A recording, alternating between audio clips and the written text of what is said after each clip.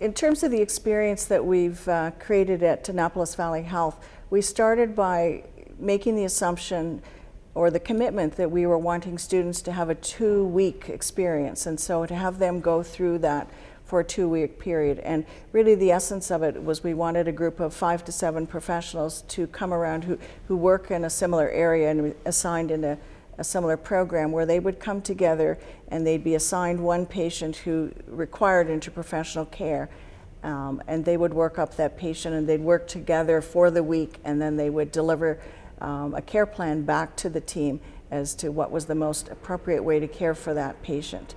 At the end of the week, in the second week, would reiterate that again. Mm-hmm. So I don't know if you want to describe a little further, but the experience was and what the expectation was for facilitators.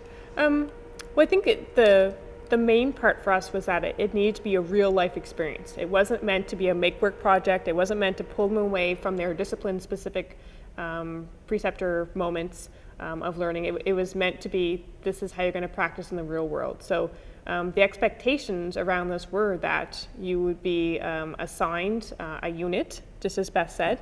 You would go up and you would attend rounds with your other preceptors, your discipline-specific preceptors, along with your IPE-specific co-facilitators or IPE-specific facilitators. And then from there, a patient would be assigned to you as a case, and you would have set times during the week when you would come together and you would actually work up that patient. And at the end of the week, you needed to present back what your care plan was for that patient.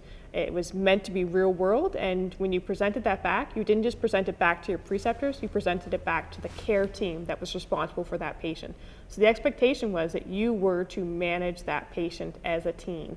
And I think the real life aspect of it is what really hits it home for patients and hits it home for our students and makes it real. It lives.